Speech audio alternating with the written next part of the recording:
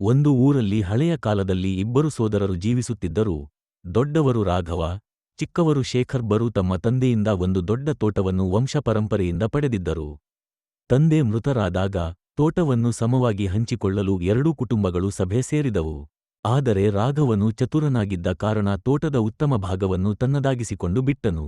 ಶೇಖರ್ ಇದನ್ನು ಗಮನಿಸಿದರೂ ಏನೂ ಹೇಳದೆ ಶಾಂತಿಯಿಂದ ತನ್ನ ಭಾಗವನ್ನು ತೆಗೆದುಕೊಂಡನು. ಶೇಖರ್ ದಿನವೂ ತೋಟದಲ್ಲಿ ದುಡಿಯುತ್ತಿದ್ದನು. ಬೆಳಿಗ್ಗೆ ಮೆಳೆಯುತ್ತಿದ್ದನು, ಗಿಡಗಳನ್ನು ಹಚ್ಚುತ್ತಿದ್ದನು, ನೀರು ಹಾಕುತ್ತಿದ್ದನು.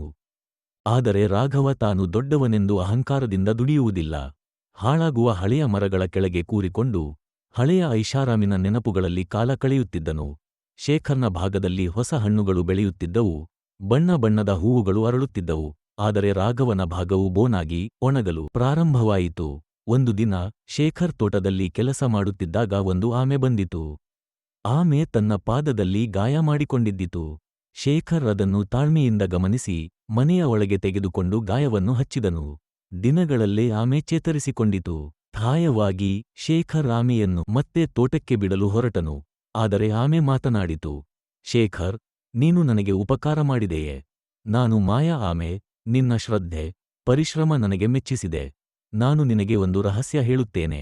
ಈ ತೋಟದ ಹಳೆ ಕಲ್ಲಿನ ಕೆಳಗೆ ಒಂದು ಬಂಡೆಯಿದೆ.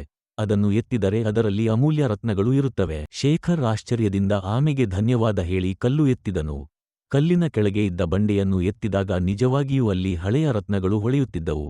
ಆದರೆ ಶೇಖರ್ ದುರಾಶೆಯಿಂದಲ್ಲ, ಸಂತೋಷದಿಂದ ಅವುಗಳನ್ನು ನೋಡಿ ಹಳೆಯ ತೋಟವನ್ನು ಸುಧಾರಿಸಲು ಬಳಸಿದನು.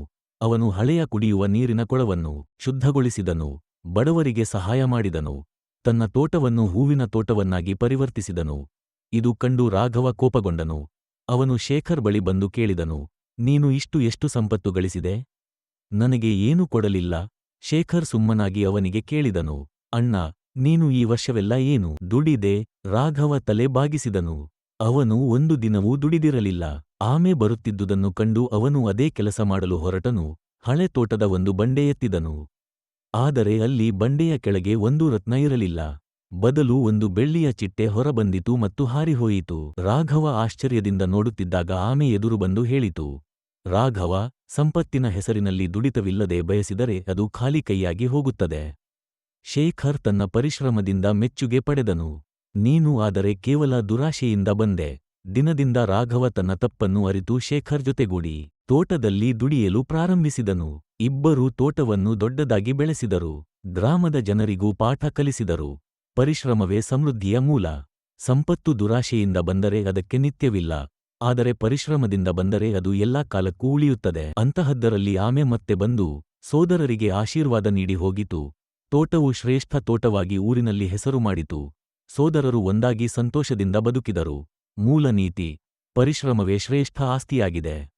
ದುಡಿಮೆಯಿಲ್ಲದೆ ಬಯಸಿದ ಸಂಪತ್ತಿಗೆ ನಿಜವಾದ ಅರ್ಥವಿಲ್ಲ. ಮತ್ತಷ್ಟು ವಿಡಿಯೋಗಳನ್ನು ನೋಡುವುದಕ್ಕಾಗಿ ಈಗಲೇ ಲೈಕ್ ಮಾಡಿ, ಶೇರ್ ಮಾಡಿ, ಸಬ್ಸ್ಕ್ರೈಬ್ ಮಾಡಿ.